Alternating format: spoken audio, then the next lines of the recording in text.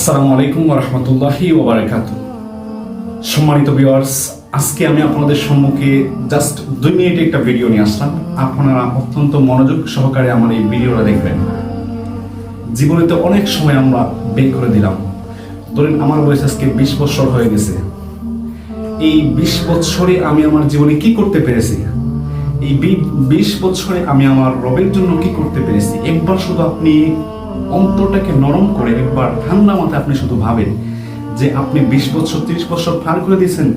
এই 20 বছর 30 বছর ভিতরে আপনি কি করতে পেরেছেন? আমি আমার কথা বলছি যে আমার 20 বছর আমার জীবন থেকে অতিবাহিত হয়ে গেছে। এই 20 বছরে আমি আমার রবের জন্য কি করতে পেরেছি? ধরেন আজকে আমি মারা গেলাম। আমি আমার কথা বলছি, ধরেন আজকে মারা গেলাম, আমার জীবনে আমি নামাজ পড়ি নাই, আমার জীবনে আমি রোজা রাখি নাই, আল্লাহ পাক রব্বুল আলামিন যা কিছু আদেশ করেছেন আমি তা কখনোই পালন করি নাই। এই অবস্থায় বেনামাজি অবস্থায় মারা গেছি। বেনামাজি অবস্থায় আমি সবাই একদিন মারা যাব। ধরেন বেনামাজি অবস্থায় আমি মারা গেছি, এমন সময় আমার কবরের মধ্যে আমার কবর কেমন হবে? এই বিষয়ে আল্লাহর হাবিব সাল্লাল্লাহু আলাইহি ওয়াসাল্লাম একটা হাদিস শরীফের মধ্যে ইরশাদ করেছেন, যখন একজন বেনামাজি ব্যক্তি যখন মারা যায়, একজন বেনামাজি ব্যক্তি মারা যাওয়ার সঙ্গে সঙ্গে আল্লাহ পাক রব্বুল আলামিন ওই বেনামাজি ব্যক্তির কবরের মধ্যে একজন অন্ধ বধির ফেরেশতা পাঠিয়ে দেন। এই অন্ধ বধির ফেরেশতার চেহারা থাকবে কুচকুচে কালো, দাঁতগুলো থাকবে বিশাল আকারের বড় বড়, চেহারার এমন অবস্থা থাকবে এই ফেরেশতার দিকে তাকানোর মতো আপনার সাহস থাকবে না।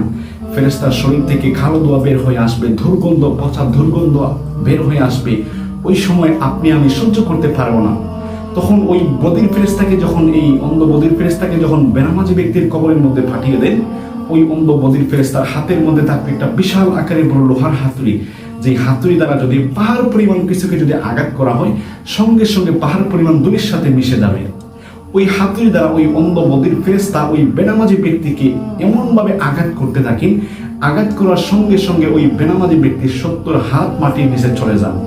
আবার ওই বধির ফেরেশতা 70 হাত মাটির নিচ থেকে তোলা হবে, আবার ওই অন্ধ বধির ফেরেশতা ওই বেনামাজি ব্যক্তিকে আঘাত করবেন।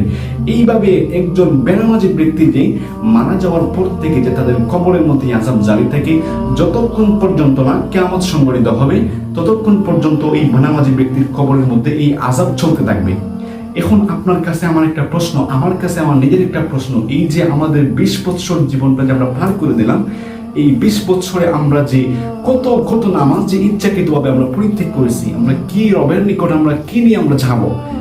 আমি তো মারা যাবেন। আল্লাহ পাক রব্বুল আলামিন বলেছেন, কুল্লু নাফসিন যায়িকাতুল মাউত, প্রত্যেক প্রাণী মরণশীল।